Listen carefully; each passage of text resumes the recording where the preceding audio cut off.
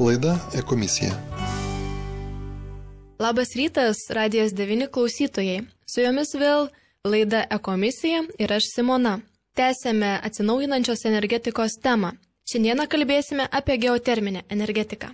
Taigi, kas jinai yra? Tai yra žemės energija, viena iš atsinaujinančios energijos rūšių Lietuvoje, kuri įsisavinta privačiame sektoriuje iš negiliai, tai yra apie 100 metrų slūkstančių vandeningų horizontų Vilniuje ir Klaipėdoje. Geoterminės energijos šaltinis yra žemės gelmėse ir pastoviai atnaujinamas radioaktyviųjų elementų, skilimo energija bei mantijos šiluma iš vidaus ir saulės energija iš viršaus. Žemės energijos panaudojimas yra labai įvairus. Gali tenkinti centralizuotų ir pavienių vartotojų poreikius, suteikti jiems komfortą ir nekenkia aplinkai. Žemės energiją galima paversti šiluma arba elektra, rasti būdų kompleksiškam hidrosferos išteklių pritaikymui, ypač gydymo, poilsio ir sveikatos profilaktikos srityse, žemės ūkyje, pramonėje bei plentų kelių, lėktuvų nusileidimo takų, sniego ledo tirpinimui ir kitur. Žemės energijos išteklių išgavimas susijęs su karštomis sausomis uolienomis, karštų požeminių vandeniu,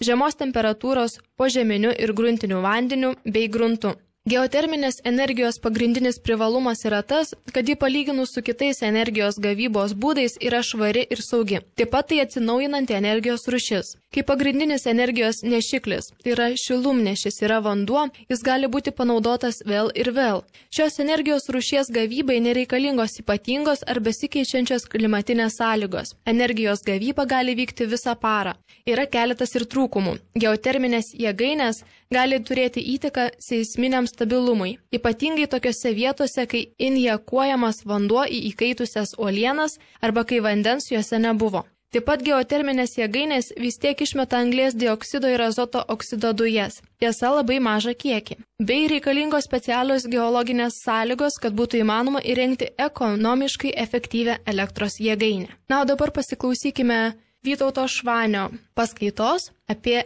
geoterminę energetiką. Dabar geoterminės energijos panaudojimo Lietuvoje galimybės.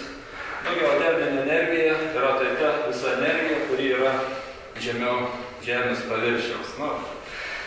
Aišku, ten būna ir įšalas, būna ir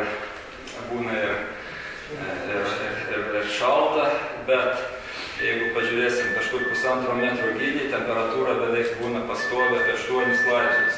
Ir Lietuvoje einant gylį yra tas vadinamas geoterminis gradientas, temperatūra didėja ir Lietuvoje yra geoterminė anomalija, geros sąlygos perspektyvos geoterminė energija panaudoti.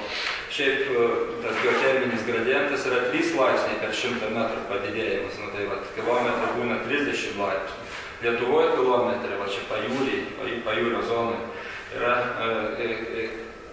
4,5 laipsnių, tai yra kilometro gylį, 45 laipsniai gali būti, o jau 2 km gylį jau vienoje vietoje, kur yra Žemaičių naumiestis, siekia net 100 laipsnių. Tai patikima, jos ištekliai yra neriboti.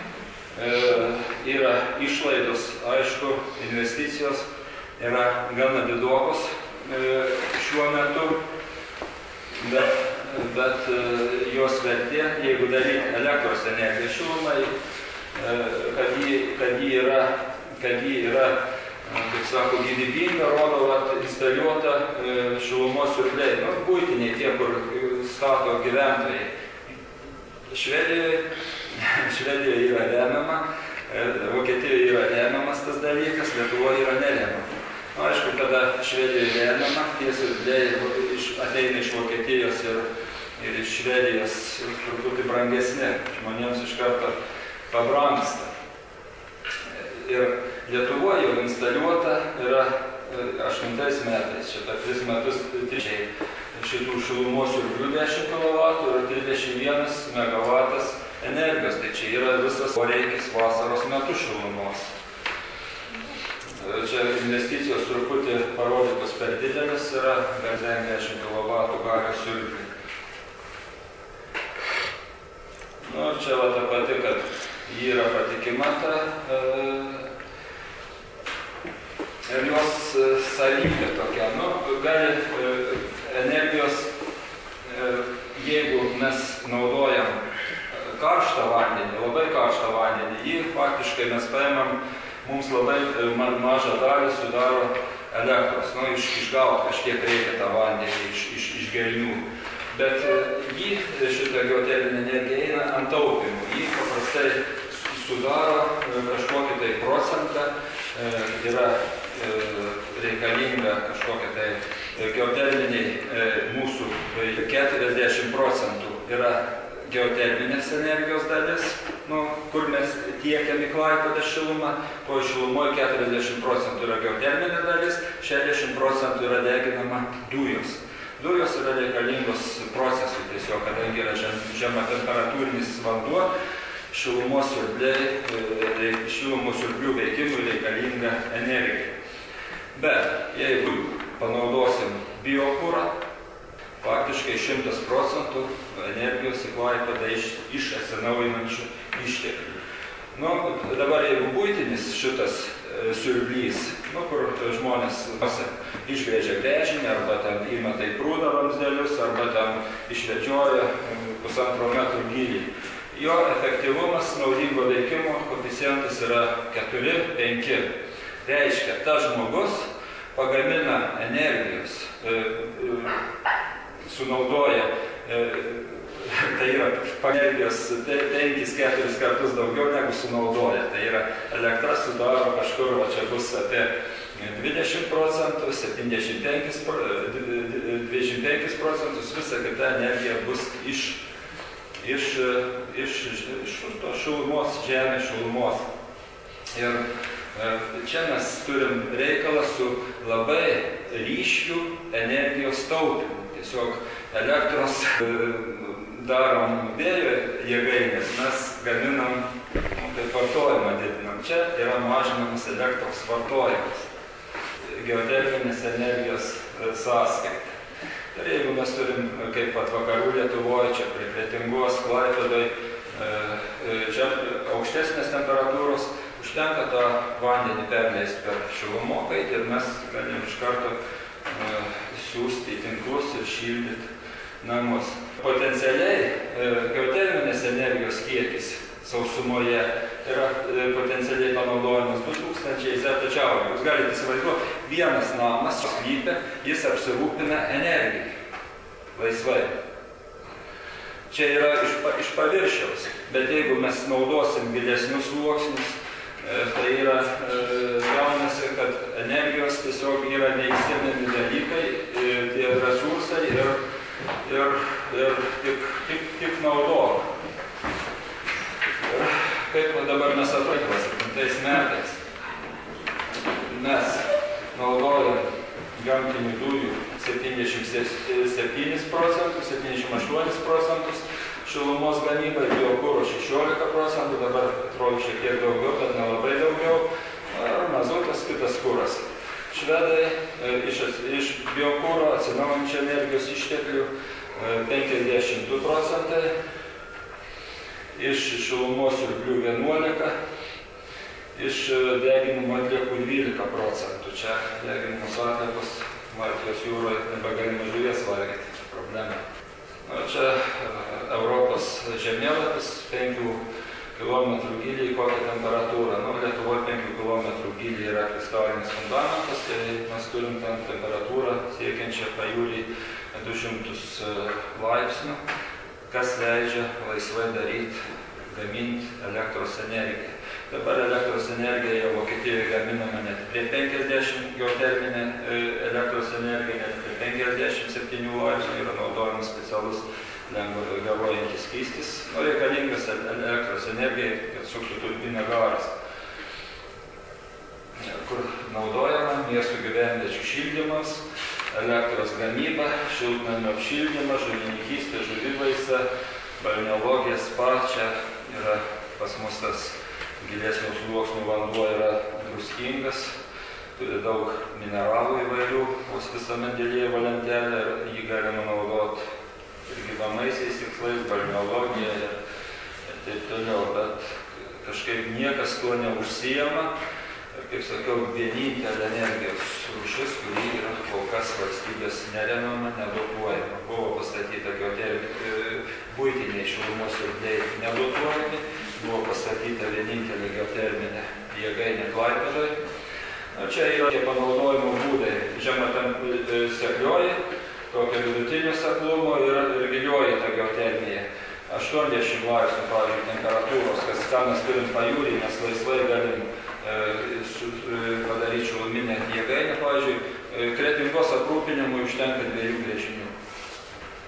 Tas pat ir Palangos Šilutėje tas pats. Didesniam gyliui 2 km mes galim išgręžti vieną gręžinį paėmimo, vieną išmetimo, reikalingas, aišku, susisiekimas, kad per uolienas praeitų, padaryti plyšius tam, tokius yra metodikos, eina ratu, siurbiama iš vieno gręžinio, puojama į kitą gręžinį.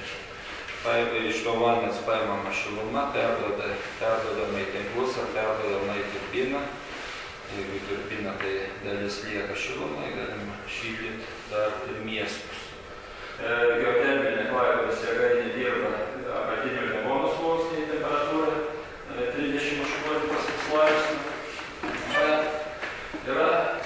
Jeigu mes galim paimti iš 1,5 metrų gylio, kur 8 laipsniai šilumų, tai labai lengvai mes galim paimti, pavyzdžiui, iš Perno, kur yra Klaipėda geria vandenį, ne Klaipėda, Kretinga, Klaipėda dabar negeria, kad tai geria, kur yra tiesiog labai dideli gėlo vandens sluoksniai, kas gėlas vanduo visai neužsiterštų, yra problema Klaipėdos geoterminės jėgainės, kad paimti galime labai daug, sluoksnis geras to vandens, yra problema su pumpuotu, užsikiša sluoksnis ir vanduo tokia specifinė mineralizacija, buvo daug padaryta techninių klaidų statant ir neina supumpuoto. O jeigu židinį permą, pumpuoti neribotus kiekius, kadangi tam atvažiuok, pilasi kiek nori, yra kavernas, kaip karstas. Tai perspektyvos Lietuvoje galima ir ten, vienur balneologinis, kitur spa, kitur geoterminiam šildymui ir man atrodo, pilnai galima panaudoti. Čia žemėlapiai, kaip pasiskirsta tie sluoksniai kamero, kokios temperatūros. Čia yra paprasta formulė, kaip ta geoterminė šiluma gale, tai yra raudonai pažymėta, čia tie kiti temperatūros, prie tam tikro debito kubinių metrų per valandą, turi tokią galę, kiek kubų vandens perpumpuoji, kiek nuimi vandens, tu turi energijos kiekį. Ir kada mes turim pagal tokią formulę, mums netaip svarbu ta net temperatūra to vandens. Čia paimtas potencialus debitas iš atskirų sluoksnių, kiek mes galim išgauti iš vieno gręžinio 75 kubus, 5,4 MW iš kampo, iš to 2 km gylių karšto vandens. Iš čia geoterminės jėgainės debitas 6,2. Bet tas permas, kur yra 200 metrų gylių, mes irgi galim nuimti 15 laipsnių ir mes turim 4,5 iš pigaus gręžinukų 4,5 MW. Klaipėdos poreikis yra 20-30 vasaros. Kretingos, Palangos yra apie 2 MW. Galite įsivaizduoti, kad šitam Žemaitijos miestutam apšildyti laisvai. Yra klavišinis vanduo. Švedai, Helsinkis apsišildo ir žiemą apsišildo su jūros vandeniu šaltu, vasarą kondicionuoja, šaldo patalpas su tuo pačiu vandeniu. Per šilumos siurblius praleidžia didelis kiekis jūros vandens, nuima 4 laipsnius, tas pats kaip mūsų seklioji geotermika, tik didesni debitai. Tada iš to gauni apie 10 MW. Paryžius tas pats, iš senos ima vandenį, šildo miestą. O mes nežinau, ką daro Klaipėda ir kokia strategija, kokie planai yra nesuvokiama, jų planavimas, jų idėjos ir aš nežinau, absurdas, kaip tada daro. O čia Klaipėdos geoterminė jėgainę, aš principo neaiškinsiu, labai specialūs dalykai. Buvo keliami uždaviniai geoterminė šilumos gamyba. Kadangi šita geoterminė jėgainė buvo faktiškai ji ir yra dabar vos ne didžiausia Europoje. Danai ją statė kaip eksperimentinė, ji buvo planuojama 49 megavatų. Mokslo, kadangi vienintelė tokia valstybinė įmonė, mokslo tyrimų taikomieji darbai, kad plėst šitą energijos, geoterminės energijos panaudojimą, edukacinį veiklą, kitų geoterminių projektų organizavimas. Planuota 49 megavatai, bet, kaip sakiau, su injekcija buvo problemas ir buvo priduota mažesnė galingumo. Šiandien yra padėtis, kaip sakiau, technologiniai procesai, technologinių klaidų visokių buvo padaryta ir tiesiog technologija yra slėgiai netokie darbiniai, yra šilumos siurbliai, šitie absorbciniai yra, nežinau, labai neoptimalūs, neefektyvūs, yra tokie nelikvidų, kažkokių visokių pripirktų, pigių už didelę kainą. O kokia jos istorija? Buvo jį paleista 2001 metais, vienintelis pirkėjas Klaipėdos energija, žinot, tą Klaipėdos energiją visi naudoja šilumą, kas Klaipėdoje gyvena. Ir buvo valstybė absoliučiai nesikišo į tą dalyką, kiek davė Klaipėdos energija, pinigų už kiek jie norėjo, už tiek jie supirko. Tai galite įsivaizduoti, kad jie supirkinėjo už 4 centus vieną kilovatvalandę šilumos. Moka dabar jūs, man atrodo, arti 20. Tai yra virš 10, jau yra išleistas įstatymas šioks toks, potvarkis, kad jie privalo mokėti kainą, kokia yra jų kintamos sąnaudos. Tai yra pastovios sąnaudos ir yra kintamos. Pas mus yra ir pastovios ir yra kintamos. O jie moka kainą tokią, kiek kainuoja jiems faktiškai dujos. Bet jie sugeba dar iš kažkur gauti labai pigaus mazuto, aš nežinau iš kur, ar jie ten gauna ar negauna, bet jie parodo, kad degina mazutą ir numuša mums labai smarkiai kainą. Mums yra ir tos pačios dujos, mes brangesnę kainą perkam šilumų siurblių, tai vienu žodžiu buvo, dabar mes pernai ir prie tokių sąlygų, kadangi kažkokią didelį 30-40% mes gaunam iš geoterminės energijos. Mes galėjom gyventi, gavom virš 1 milijono litrų gryno pelno pernai. Bet šiemet atsirado visokių problemų, išėjo iš rikiuotės gręžinių abu siurbliai, 500 milijono, prakiuro šilumos siurblių vamzdeliai, 500 milijono, tokios išlaidas. Šiandienai tiek, susitiksime kitą šeštadienį. Su jumis buvo Radijas 9 ir laida Ekomisija.